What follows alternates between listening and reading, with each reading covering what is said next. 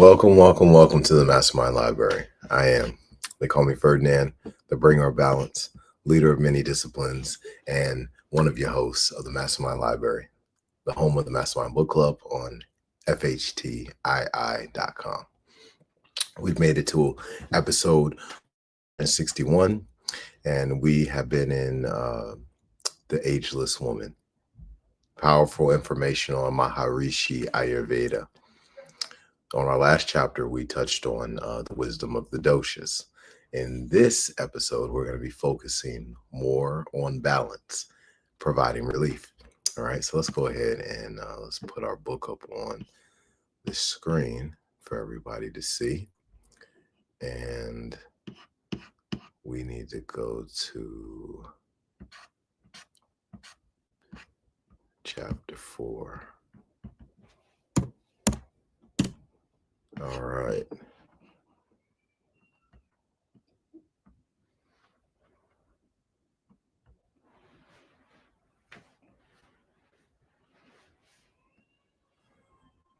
All right, chapter 4.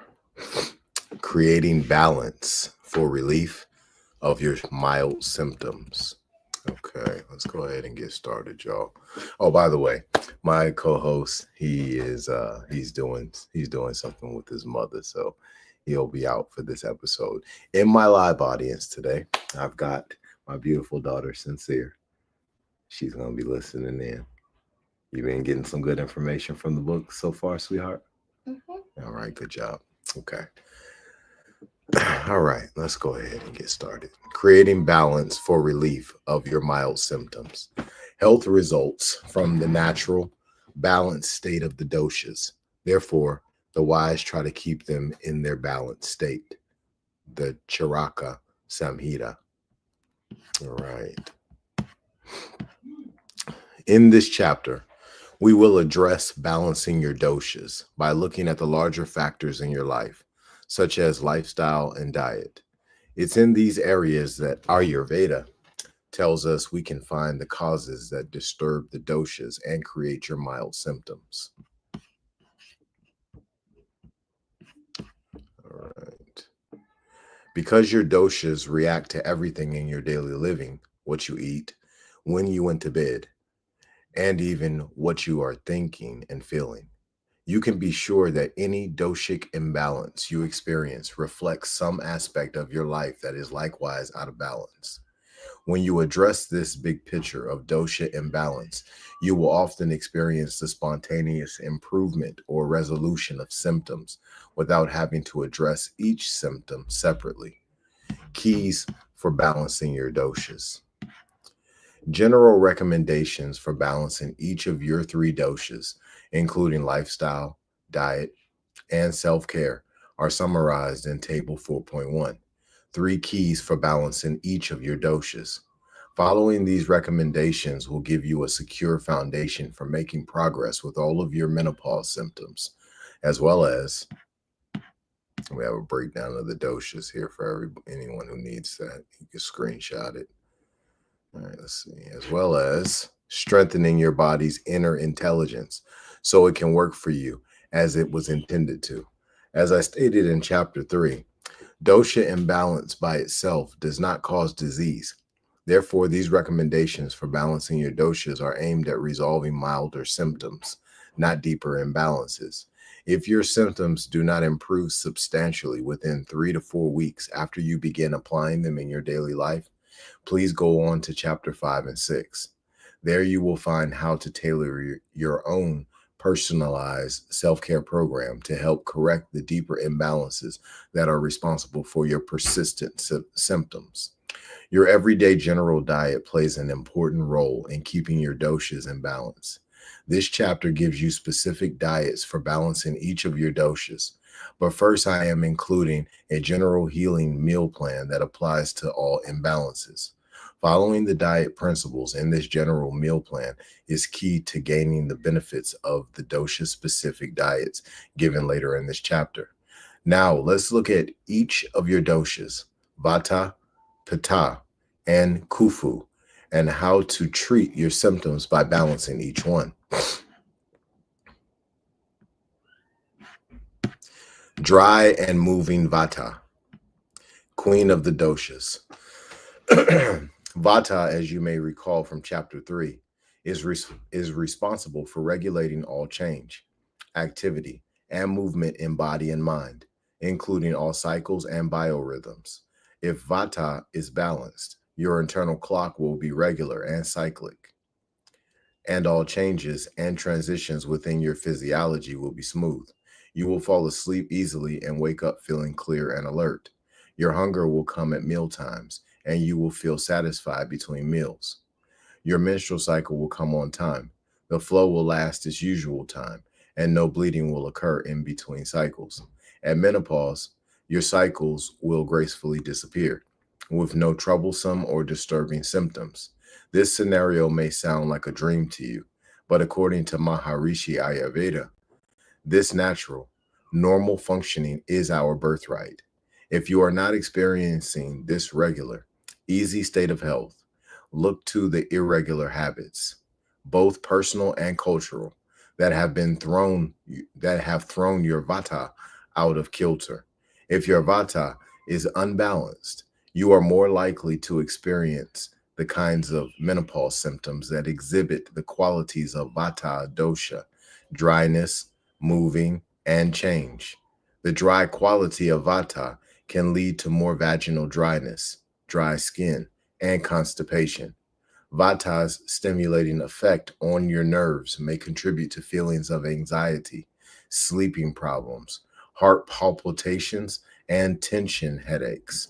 Its irregular and fluctuating qualities can cause mood swings, increased frequency or urgency of urination, and irregular menstrual cycles, such as more than one period in a month, spotting between cycles, or skipped periods. For one of my patients, Karen, vata imbalance meant digestive problems, as well as hot flashes and insomnia. Karen's story: adjusting to vata. Karen is an intelligent, fit, and trim 49-year-old homemaker and mother of three who first came to see me for help with hot flashes and to discuss issues relating to her perimenopause. Because of her extensive familiarity with natural health approaches and her lifelong approach to maintaining good health in both mind and body, Karen thought perhaps she could handle menopause on her own with diet and exercise. However, what she had always done to maintain health, keeping a healthy diet and working out 1 to 2 hours daily, was no longer working. Her hot flashes and sleep problems persisted in spite of her efforts. To make matters worse, she began to experience constipation for the first time in her life, as well as annoying, uncomfortable bloating and flatulence on a daily basis. Since she had always had good digestion and elimination, Karen was perplexed by these symptoms and frustrated that she was unable to overcome them naturally. I explained to Karen that although these might seem like four different symptoms: hot flashes, insomnia, flatulence, and constipation, by Ayurvedic evaluation, all four were due to the same underlying imbalance in Vata dosha. With some simple changes, she could balance her Vata, improve her digestion and elimination, and get rid of her hot flashes and insomnia as well. A review of Karen's diet revealed that for breakfast, she drank a cold smoothie with protein powder, juice, banana, and yogurt. Sometimes she had an apple for a mid morning snack. Lunch was late, after her workout at about 2 p.m., and usually consisted of a large Caesar salad with raw tofu and garbanzo beans, an iced tea, and a few crackers on the side. Dinner was her largest meal and tended to be late in the evening, often not until 8 p.m., when her husband got home from work or she went out with friends. I suggested we try a different approach. While her good exercise habits and diet were healthy by normal standards and had been suitable during her Pitta phase of life, when digestion is characteristically strong. At perimenopause, the start of the Vata life phase, so much exercise and raw, cold food were aggravating her Vata dosha, and overwhelming her digestive capacity. Food that she was used to thinking of as healthy and wholesome had become difficult to digest, especially when improperly prepared and consumed at the wrong time of day. To improve her digestion and elimination, she would have to modify her diet and exercise habits in a way that balanced Vata dosha. Karen's 2 week treatment program included shifting her meals to earlier times, eating more warm, cooked foods with Vata balancing spices, avoiding raw foods and caffeine, and favoring warm drinks instead of iced beverages. I encouraged her to go to bed earlier to improve her sleep and gave her a gentle cleansing herbal program to help relieve her constipation more quickly. At her checkup 2 weeks later, Karen was elated. Although she had to work at adjusting her schedule and cooking habits, she was extremely pleased that her hot flashes were completely gone and she was sleeping through the night nearly every night. Her constipation and flatulence have both disappeared. At a follow up consultation months later, Karen's improvements were holding steady and she was enjoying life without any of the troublesome symptoms that had caused her to seek help. Calming your vata. You may have noticed when you were taking the quiz to measure your dosha balance in chapter 3 that there were many more symptoms listed for vata imbalance than for pitta or kufu. This is because during the menopausal transition, there is a natural increase in your vata imbalance, due partly to menopause being a time of change or transition in and of itself, as we discussed earlier. Another reason is that you are beginning a new stage of life, a stage dominated by vata. The occurrence of both of these factors simultaneously increases the likelihood of vata imbalance at this time. Traditional texts of Ayurveda tell us that, in general, vata is more easily disturbed than the other two doshas. Given that any activity or sensory stimulation, especially stressful kinds, tend to aggravate vata, it is no wonder that in our day and age, vata is the dosha most commonly out of balance. Fortunately, while vata is easier to get out of balance than the other two doshas, it is also quickest to respond to healing interventions.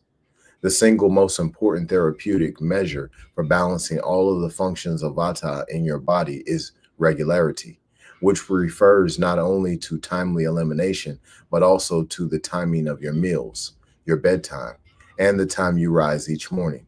To balance vata, follow the 3 key recommendations listed below. Key number 1, establish a regular daily routine. Keeping a regular routine of early bedtime, waking time, and mealtime aligns all of your biorhythms into a harmonious and coordinated flow. A variety of scientific studies attest to the fact that such regularity dramatically affects the inner rhythms of your hormones, blood pressure, and even body temperature. For example, you normally secrete 10 to 20 times more cortisol, the hormone that helps cope with stress, early in the morning just before waking. No surprise, it's like your body makes its own cup of coffee to help you face the day. Night workers, however, who regularly sleep during the daytime, secrete their highest levels of cortisol in the late afternoon or early evening before they get up. The body adjusts its internal schedule of hormone function according to your daily routine.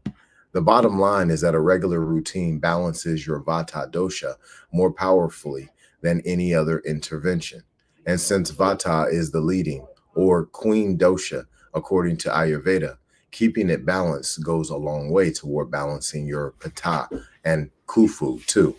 You can think of vata as the conductor dosha, orchestrating all of your physiological processes.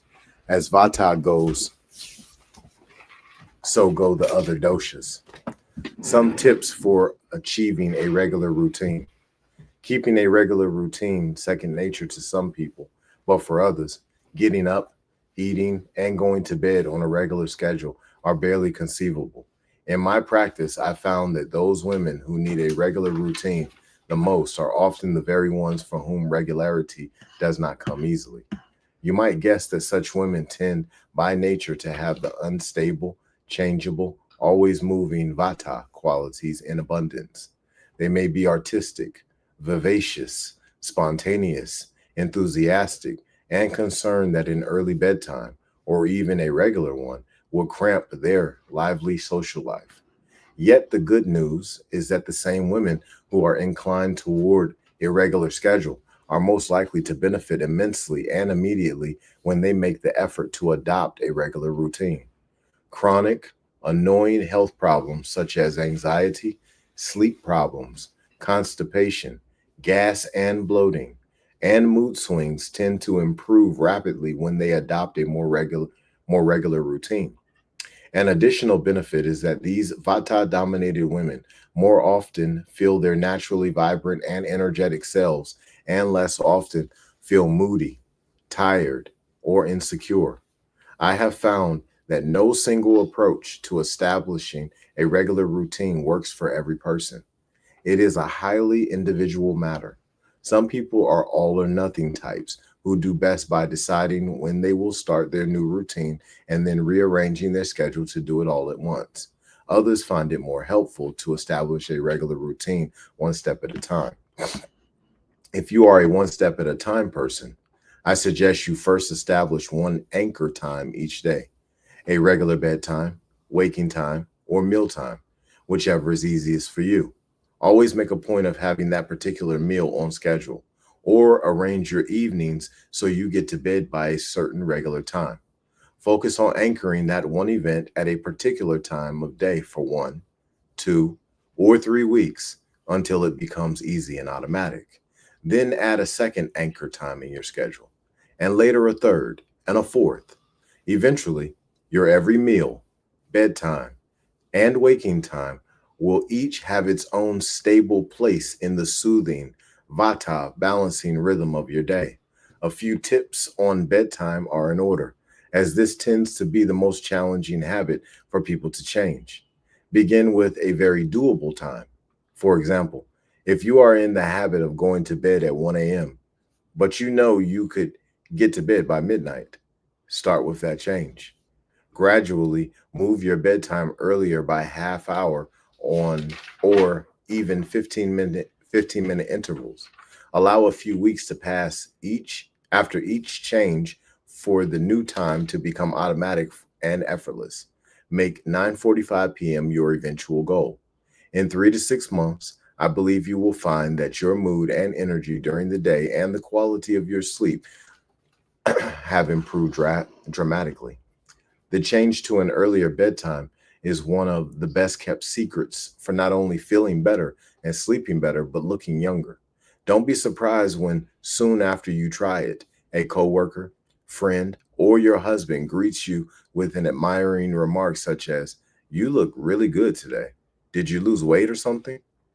Key number two, eat mainly warm, cooked, wholesome foods. Besides a regular schedule for meals, the most vata balancing principle of diet is to favor warm, cooked foods. Reserve salads and raw vegetables for on the side and take care to avoid cold drinks, iced desserts, and other cold foods. Remember how Karen's constipation, gas, bloating, insomnia, and hot flashes all disappeared within a few weeks after she changed her diet and schedule to balance her vata. Karen's main diet during the day consisted of a cold smoothie for breakfast, raw vegetables, salads, and ice cold caffeinated tea for lunch, and crunchy raw apples for snacks. All of these foods are cold, crisp, and/or rough, properties that aggravate vata. To balance her vata through her diet, Karen changed to warm, cooked foods, cooked whole grain cereal with soy milk and a stewed apple for breakfast, vegetables, grains, and protein for lunch, and a warm, cooked meal in the evening. She also began eating lunch and dinner earlier, almost immediately. Her indigestion symptoms of gas, bloating, and constipation, signs of out of balance vata, were completely resolved. Adjust your daily eating habit to balance your vata by following the dietary guidelines in the sidebar. Eat your way to balance vata. For more information on products, in- including spices, oils, and specific dosha balancing herbal preparations mentioned in this chapter, see the resources appendix.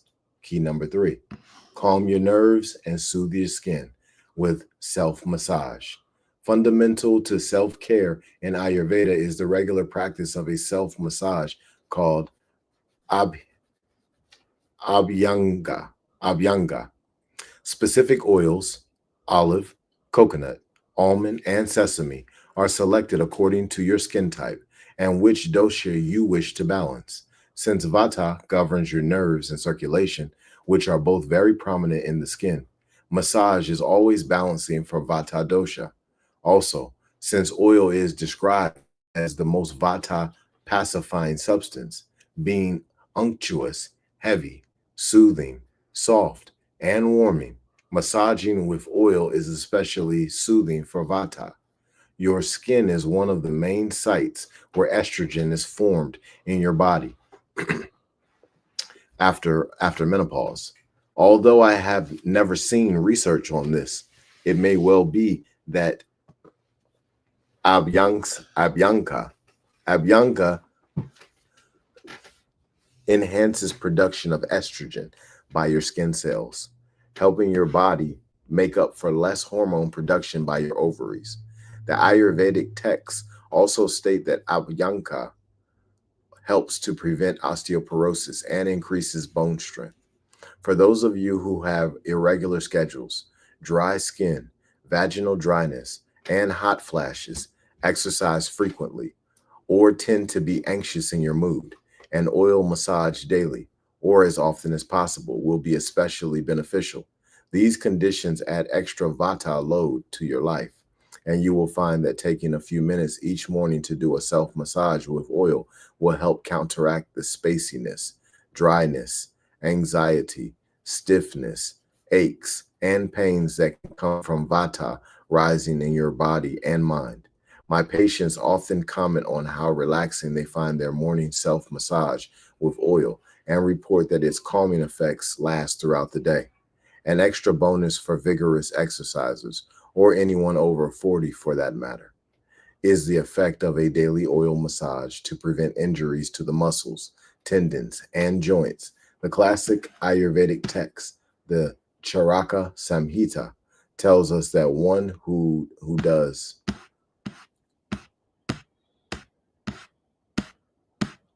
abhyanga regularly will not injure as easily, and if injured, will heal more quickly. I have certainly found that to be the case for my patients and for me as well. I am confident that anyone who does abhyanga daily is very unlikely to ever develop chronic tendinitis, carpal tunnel syndrome, fibromyalgia, or other chronic pain problems. Recent research has shown that sesame oil, the oil of choice for musculoskeletal musculoskeletal aches and pains, has anti-inflammatory properties as well as antibacterial and anti-cancer effects on the skin. Massaging the body with sesame oil quickly improves circulation and promotes healing of the tissues so that bothersome chronic inflammatory conditions just don't have a chance to set in. Doing the massage on a daily basis keeps your muscles and tendons more lubricated and pliable, so they're less likely to injure in the first place. Using different oils for the massage can bring about specific results. If you feel hot all the time or are having many hot flashes, for example, use coconut oil, which has tremendous cooling properties. See Veronica's story below, in which she attributes the disappearance of her hot flashes in part to her coconut oil massages. Also, if you are prone to red, inflamed rashes on your skin, you will find coconut oil the most soothing. Paradoxically, sesame oil can increase inflammation due to its purification effects. If dryness is your main problem, use olive or almond oil. Do expend the extra effort and costs to get organic oils for your massage. They are less irritating to the skin and do not introduce dangerous chemical residues or trans fatty acids into your body. Red hot red hot pitta. The most salient quality of pitta is heat. Think of your pitta as your internal combustion engine, burning the food you eat as fuel to keep your body's metabolism running. Pitta is also responsible for how you metabolize mental and emotional experiences in your heart and mind. If your pitta is balanced, your digestion and metabolism will be strong, your energy will be high, your weight will be perfect, your complexion will be radiant, and your thinking and emotions will be steady and positive. If you scored high on the Pitta scale in chapter 3, you are more likely to experience symptoms that are related to the qualities of Pitta dosha, such as heat. Your internal thermostat may run excessively hot, and you may be prone to more hot flashes and easy sweating. An overheated Pitta can also affect your mind and emotions, causing irritability, impatience, and a quick temper. When my patient Veronica's Pitta dosha was out of balance, she had nightly hot flashes and disturbed sleep. Veronica's story, a case of persistent hot flashes.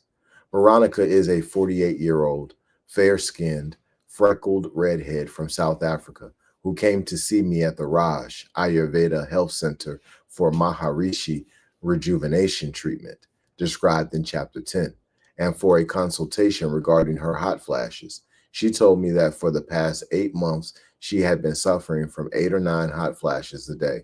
They occurred mainly during the night, during her sleep.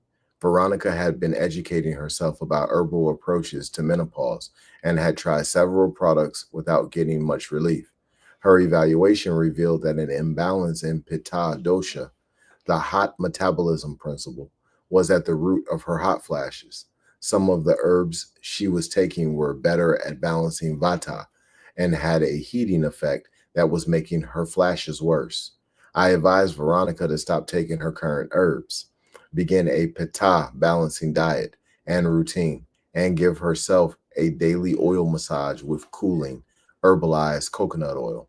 I also recommended that she take a cooling herbal formula with pearl calcium, which is used in Ayurveda to reduce Pitta and is said to have a special balancing effect on the hypothalamus. I received an email from Veronica a few weeks later. You prescribed a complete Pitta pacifying regimen,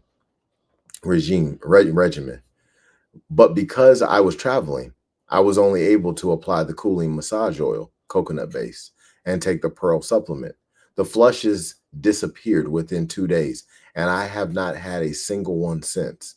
I am adding the other remedies now, but it is almost not necessary. Thank you for your help. Chill out your Pitta. While Vata is the most likely dosha to become disturbed at midlife or and after, Pitta follows closely behind. Menopause marks the passage into the phase of life dominated by Vata and away from a 25 to 35-year phase dominated by Pitta. According to MAV, hot Pitta qualities tend to build up in the body during those years and can result in annoying adult acne, skin rashes, inflammation of joints and tendons, or heartburn. Just about any itis, which is Latin for inflammation, you can think of it due to Pitta imbalance and is common at this transitional junction of Pitta and Vata phases of life.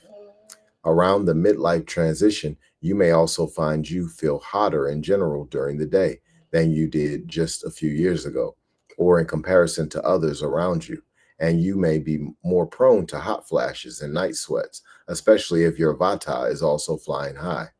A combination of unbalanced Pitta and Vata is most conducive to hot flashes.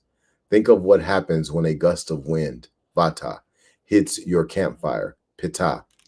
The flames suddenly flare up and the heat of the fire increases. The solution lies in quelling the fire while at the same time protecting its flames from the ravages of the wind.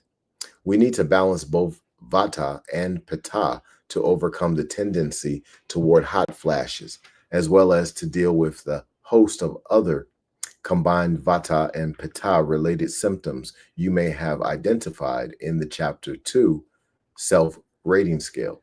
How balanced are you? To balance your heat, follow the 3 keys recommended below. Key 1, chill out your nervous system.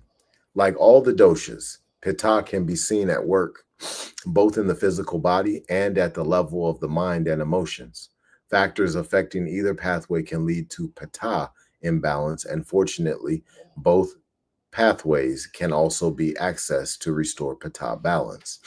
Your mind's ability to discriminate, plan, reason, analyze, and take initiative all fall into the domain of your hot pitta dosha. It is also intimately involved in activities that require any kind of visual processing, such as reading, writing, and watching TV. You can get your heat out of balance when you overuse these capacities to work long hours on a computer.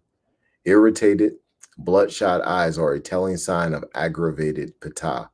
The intense visual stimulation and discrimination required to work at a computer screen tend to increase heat in your brain and nervous system.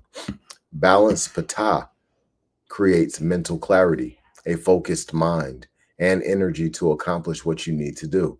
But unbalanced pitta can create frustration, impatience, irritability, and anger. Many women find that being mentally and emotionally on edge is a setup for increased hot flashes and can trigger them directly. In fact, anger disrupts your neurochemistry so powerfully that it has been shown to be as potent a trigger for heart attacks as sudden, strenuous exercise. Habitual or chronic anger aggravates pitta, and when we find ourselves stuck in anger or irritability, we can expect there is an ongoing imbalance in pitta as well. We can further disturb our heat balance by allowing our drive and ambition to finish a project or achieve a goal, make us skip a meal, make us skip meals and stay up all night. Physiological triggers that wreak havoc with our pitta functions of digestion and metabolism, not to mention our overall health. The result is often a pitta style emotional response of irritability and reduced capacity for handling stress the next day. This kind of vicious cycle sets you up for an ever increasing heat imbalance. Women prone to workaholism, who tend to be high in pitta by nature, learn over and over that trying too hard to get ahead can get them out of balance and make them vulnerable to health setbacks that defeat their achievements in the long run. The first rule for mentally and emotionally balancing pitta is to keep your goals and ambitions in balance. Don't expect too much too quickly. That sets you up for frustration, disappointment, and anger. Avoid working under pressure by managing your time and having structures in your life, calendar, date book, that help you complete your work with time left over to relax. Learn not to bite off more than you can chew and say no to an overload of either work or social activities. Above all, maintain your regular routine, meal times, bedtime, and rising time. This will help prevent pitta aggravation and keep your vata balanced as well. Paying attention to your doshic clock can help you to keep your hot pitta symptoms under control, especially hot flashes. Research shows that hot flashes follow a daily pattern, peaking in most women in the late evening hours around 10 p.m., when body temperature is also still near its daily high. This hot flash peak coincides with the start of pitta time, the 4 hour period of day during which your hot dosha is more active in your body. This, this simultaneity is no coincidence. Thousands of years ago, Ayurveda described daily doshic and physiological rhythms and their relation to the rhythms of nature, as we discussed in chapter 3. It has them to promote health and healing ever since. Indeed, today's growing body of scientific research on chronobiology verifies many of Ayurveda's principles of time. To balance pitta, effects during the evening hours when body temperature is high and hot flashes are more easily triggered. It is important to develop cooling evening habits. This means both mentally and physically chilling out in the hours leading up to 10 p.m. Some tips on how to do this follow. Chill mentally. Many professional women tell me that the evening is the only time they have to do household chores, catch up on phone calls and email, spend time with their families, and do everything else that they don't have time for during the workday. Consequently, many of them are running at full steam, trying to fit everything in well past the time Pitta rises at 10 p.m. It is no surprise to me that these women frequently complain of trouble getting to sleep and a tendency to wake up during the night with or without hot flashes and not be able to get back to sleep. It is much better to go to bed early and then arise earlier than usual, if necessary, to catch up on unfinished tasks. Chill physically.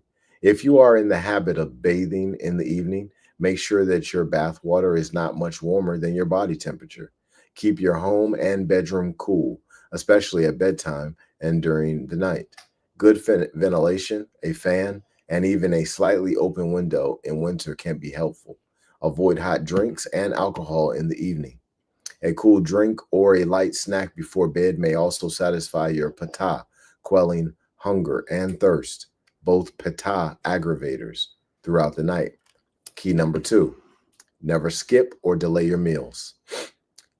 A number of my patients have noticed that their hot flashes occur more often when they are hungry or late for a meal. There's a good reason for this.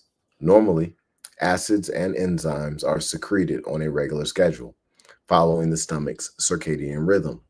This digestive readiness is greatest around noon, in harmony with the sun being at its peak of heat and light giving energy for the day. If you delay eating until 2 or 3 p.m. to catch a bite between meetings or classes, you miss putting food in your stomach at the time it is most primed to digest a meal. The result, Ayurveda tells us, is that the pitta energy of digestion, without having any food to work on, in effect works on your insides, promoting inflammation and an overall increase in internal pitta, or heat. We will discuss in a later chapter the long-term effects of this type of eating on your digestive capacity. For now, it is sufficient to know that delaying your meal, especially at midday when pitta is naturally strongest within your body and outside in nature, leads to an increase of pitta in your body, dangerously throwing that dosha off. Skipping lunch also tends to aggravate your mental and emotional heat. You have probably learned that it's never a good idea to bring up certain issues, complaints, financial problems, or requests for money, to name a few, to your spouse, your boss, or a certain friend before he or she has eaten lunch. You may have found that people are much more amenable to just about anything after a good meal. A sour disposition and an empty stomach seem to go hand in hand, a combination that is predicted by Ayurvedic dosha theory. Let me lay him down real quick. I'll be right back.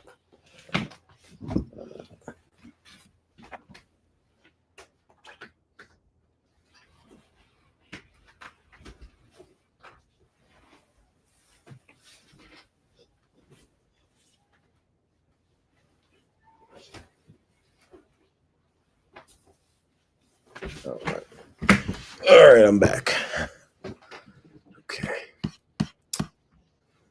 What to eat to cool down. Keeping in mind the popular saying, you are what you eat, and the ancient Ayurvedic principle of similarity, like increases like. You might guess that consuming a lot of hot drinks and hot, spicy foods would increase your inner heat and trigger hot flashes. That is certainly the experience of many women. In Ayurveda, foods and drinks that increase heat in the body are referred to as pitta aggravating, and those that reduce heat are referred to as pitta pacifying. If you scored high on the pitta scale in the chapter 13 quiz, which dosha is causing your symptoms? Your diet should be pitta pacifying or heat reducing. In the Vedic approach, There are two basic kinds of heat. Thermal heat is the kind that feels warm to the touch, like hot tea or a hot casserole. Chemical heat is created by caustic substances, such as acids. When such substances come into contact with the body's tissue in excess, if, say, acid is spilled on the skin, the resulting burn can be even more serious than a burn from fire. This awareness of chemical heat tells us that in addition to avoiding hot liquids such as tea, coffee, and soups, to balance pitta, you should avoid excessively acidic, sharp, hot, spicy foods or otherwise pungent flavors that might burn the tissues of your body. You may recall that pitta governs the functions of digestion and of metabolism. All the action of hydrochloric acid in the stomach and the breaking down of food by pancreatic enzymes in your intestines is accomplished by a kind of chemical soup that Ayurveda associates with pitta. During these processes, hot, acidic, pitta type waste products can build up in your tissues, especially in the small intestine, liver, and blood. This buildup can lead to pitta problems elsewhere in the body, such as inflammation of the skin, breakouts and rashes, heartburn, body odor, urinary tract infections, loose stools, and increased hot flashes and sweating. To counteract these effects, a pitta pacifying diet emphasizes foods that are innately cooling to the body, not just thermally, but also chemically. These foods help to eliminate the unhealthy buildup of excess acids and other toxic byproducts of metabolism by promoting their elimination through the kidneys, liver, and bowel. Focus on consuming plenty of juicy, sweet, and non acidic vegetables and fruits, as well as spices with gentle diuretic effects, such as coriander and cilantro. Eat pure, fresh, organic foods as much as possible. To help put out any fires that may spring up, be sure to drink plenty of fresh, pure water every day. For further tips on how to adjust your diet to balance your pitta, refer to the sidebar. Eat your way to balance. Pitta. Cool out with, no, excuse me, key number 3. Cool out with a pitta cleanse. In the first year or two after your period stop, I recommend you do a 3-day pitta cleanse at regular intervals, at least once each session, 4 times a year, or as often as once a month. Some good reasons for this recommendation follow. Cleansing after menstruation has ceased. Ayurveda views the loss of blood during the menstrual cycle as more than merely the after effect of the lack of fertilization of the ova. Rather, MAV sees menstruation as an advantageous mechanism by which a woman's body is cleansed of accumulated toxins, which are eliminated through the blood that is lost. When this monthly cleansing ceases, when this monthly cleansing ceases at menopause, it is especially important for women to undergo periodic gentle cleansing, such as the pitta cleanse described here, or the more thorough and deep cleansing of Maharishi rejuvenation treatment, or pan, panchak, panchakarma. Panchakarma. These cleansing approaches provide alternate routes for toxins to leave the body and help the body adjust to the lack of the purifying monthly menstrual flow. One leading researcher on the role of the menstrual cycle in human evolution, biologist Margie Profet of the University of California at Berkeley, theorized in a landmark paper that the purpose of the menstrual flow is to purify the genital tract. She noted that menstrual blood contains more white blood cells, fighters of infection, and scavengers of waste than the blood flowing through our veins and arteries, which indicates the enhanced cleansing power of the menstrual flow. Ayurveda goes one step further in viewing the monthly blood loss as a means of purifying the body as a whole. This matches the experience of many women I have talked to who report that in the days just before their period, they often feel bloated, sluggish, and physically and emotionally toxic. Yet after their period, They feel fresh and light, as though the body has cleansed and renewed itself on a deep level. Earthly, motherly Khufu. Recall that your Khufu dosha is responsible for all structures, fluids, materials, and substances of your body. It holds your body together, binding all the parts into a cohesive whole. Khufu is a nurturing dosha, like a mother who, with her loving embrace, nourishes, soothes, and heals her offspring. Think of an Italian mother serving dinner to her family, and you will have grasped the essence of the role of Khufu in the body. Khufu nourishes, sustains, and supports our tissues. During the midlife transition, a balanced Khufu dosha gives your body, mind, and emotions extra stability and strength, just what you need to withstand the ups and downs of your Vata and Pitta doshas and glide through the transition smoothly. If you scored high in the Khufu rating scale in Chapter 3, you may very well have an abundance of the generous, nurturing Khufu instincts. However, you also have an excess of Khufu in your system, giving you sluggish metabolism and a tendency to be lethargic and slow to move, physically and mentally. My patient Grace's Khufu imbalance symptoms included depression, lethargy, and weight gain. Grace's story from HT to Maharishi Ayurveda. Grace is a 60-year-old lawyer with a high powered position in a federal agency. She greeted me at our first meeting with a firm. Business like handshake, but a warm, inviting smile. She was delighted to be seeing a physician trained in Maharishi Ayurveda and to be back for more Ayurvedic treatment, she told me, because her past experience with MAV had been so positive. Grace told me that until she began her first MAV treatment 9 months earlier, she had felt terrible for several years. She said the start of menopause in 1994 was the beginning of the first ill health she had ever experienced. Fortunately, she had never experienced any really bothersome symptoms of the menopause transition itself. She didn't remember ever having hot flashes. What she did have was depression, insomnia, weight gain, and a feeling of heaviness, sluggishness, and lethargy. Grace had been the primary breadwinner in the family since her lawyer husband had switched to a more fulfilling but much lower paid teaching career several years before. So she didn't have much time to indulge herself in either self pity or self care. She had tried HT but felt immediate worsening of her symptoms and stopped it after 2 months.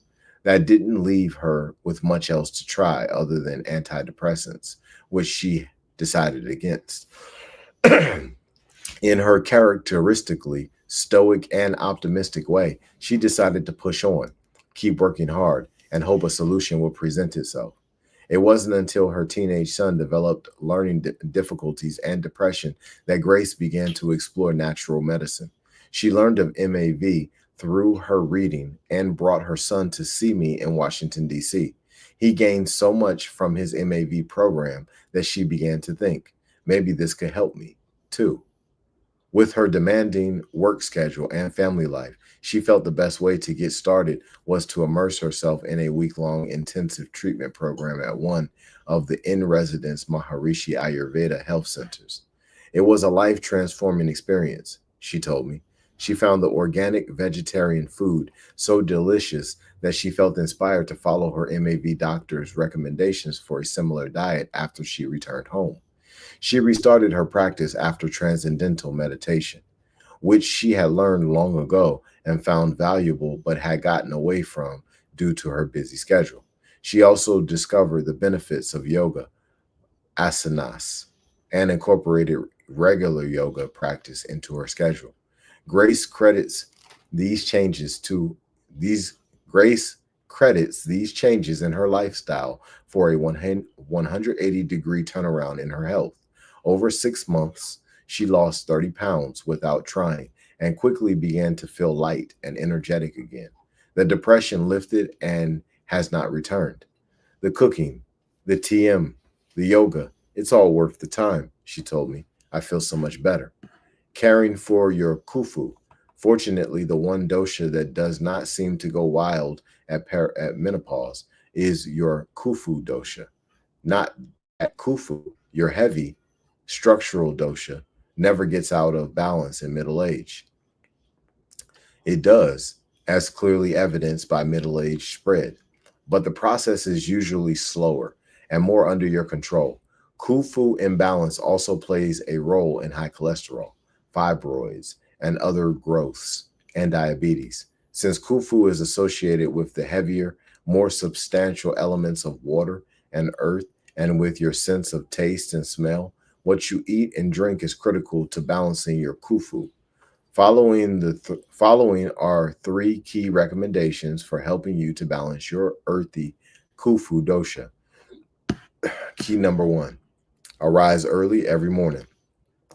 In chapter 2, we saw how MAV breaks the day into six 4-hour periods, each ruled by an alternating dosha in a repeated cycle.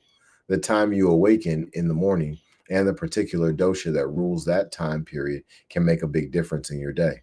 From 2 to 6 a.m. is Vata time, with qualities that are light, quick, moving. From 6 a.m. to 10 a.m. is Kufu time, associated with the qualities of dull, heavy, and sluggish. Ayurveda tells us that the quality associated with the start of an action affects the quality of the whole action. This can be summarized by the aphorism, well, well begun is half done. If you start your day during Vata time, you'll be more alert, light, quick, and moving for the entire day. If you start between 6 and 10 a.m., your day will have the quality of Kufu, heavy, dull, and sluggish. This information can help you to have more energy and be more productive. The longer you sleep in during Kufu time, the longer Kufu accumulates, making your eyes puffy, your sinuses congested, your joints stiff, and your thinking foggy. If you don't get out of bed until 9 a.m., the urge to reach for your morning coffee is hard to resist. To overcome this tendency and get yourself up during Vata time, go to go to bed go to bed earlier the night before. Fall asleep no later than 10 p.m. Then getting up at 6 a.m. or 7 at the latest will be easy, and you'll see the difference it makes in what you get done during the day. Key number 2: indulge your sensual, nourishing Kufu nature with delicious home cooked meals. The saying goes that you are what you eat. And certainly your body renews itself each day from the materials obtained through your diet. By the principle of similarity, if you eat heavy, dense, fatty foods, you are more likely to have a heavy, dense, fatty body, one overloaded with too much kufu, too much substance. Unfortunately, many women whose bodies easily accumulate a lot of kufu are irresistibly drawn to overeating by rich, delicious flavors and enticing aromas. Their true hunger level often takes a back seat to the sensual pleasure of eating, and they habitually eat more than their bodies really need. The good news is that women with kufu tendencies can usually be satisfied by a wide variety of foods as long as they taste wonderful. They can be just as happy eating a well spiced, low calorie, vegetarian Mexican meal as they would be eating a fat packed 12-ounce cut of roast beef with a baked potato, butter, and sour cream. The key is to find or prepare flavorful, interesting, and luscious meals using food ingredients and preparation techniques that are Kufu balancing. For people with a Kufu imbalance, the American Heart Association's mandate to increase the amount of foods naturally rich in fiber and decrease foods naturally high in fat, such as dairy and meats, could not be more relevant. These dietary principles, of course, are healthy for everyone. However, they are essential for those with Kufu imbalance. For details, see the sidebar. Eat your way to balance. Kufu. Key number 3: exercise, exercise, exercise. The main objective in balancing Kufu is to keep your metabolism lively. Kufu is slow moving and tends towards sluggishness and inertia. So staying active is of paramount importance. The latest research on fitness and health indicates that at least 30 minutes of moderate intensity exercise nearly every day is needed for protection against a wide variety of diseases. More exercise is better. If you are trying to lose weight and you scored high on the Khufu scale, you will probably need more exercise to lose weight at the rate you'd like. However, even 30 minutes a day will go a long way toward helping you speed up your metabolism, shed excess fluid, reduce stiffness and sluggishness, improve your mood and energy, and lower your cholesterol. If you have more serious symptoms, the recommendations I have given in this chapter should be sufficient to resolve your symptoms if they scored as mild in the Chapter 2 quiz. However, if your symptoms persist or are more severe than those covered in this chapter, you will find further help in the information and recommendations given in Chapter 5 and 6. And that concludes Chapter 4. On our next chapter, we'll be going into your metabolism, the key to resolving your more serious symptoms. Ladies, I hope y'all are listening. I hope y'all are learning, because Dr. Nancy Lonsdorf, is giving away some great information in The Ageless Woman, right? Ayurveda is a system of holistic medicine that portions of it I utilize within my holistic health practice with roottribes.com. So there's a lot of benefit to listening to our Indian brothers and sisters. They have solved many health problems that American medical doctors believe that there is no cure to, right? So these are things to think about. Keep these things in the back of your mind, because this is powerful information. Yeah, that's the beauty of the MasterMind Library. I'm thankful to everybody out there who's listening in, who's sharing the videos, who's commenting. Really appreciate you. Just want all of y'all to know that the MasterMind Library is here to give saving power information to the people. All right. And that's what we need from every person out here, every adult out here who has the ability to give saving power information, who has the ability to give saving power, period. We need everybody to activate their gifts and talents, expose yourself, expose your gifts, and put that information out there, and that way each family can go in their home and they can work on themselves and they can rise in their vibration. And what we start to see is healed families, healed neighborhoods, healed communities, healed cities, healed states, healed provinces, healed countries, healed continents, healed earth, healed universe, right? This is what we have the capability to do by raising our own vibration and operating within love, compassion, and empathy. Well, listen, I'm gone. And until episode 162, y'all be blessed and expose your gift.